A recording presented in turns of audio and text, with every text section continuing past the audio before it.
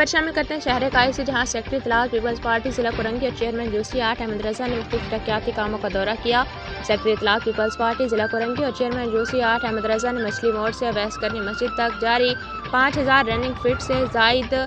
Sewerage system की तनसीब और TMC model school number 5 के अपग्रेडेशन के काम का जायजा लिया। सेक्रेटरी इत्तलात पीपल्स पार्टी जिला कोरंगी और चेयरमैन जूसी 8 अहमद रजा ने रॉयल न्यूज़ TV के चीफ रिपोर्टर कराची जावेद महमूद दरानी से खुसूसी गुफ्तगू करते हुए बताया है कि बिलाशुबा कोरंगी टाउन में वज़ीर बल्दियात सिंध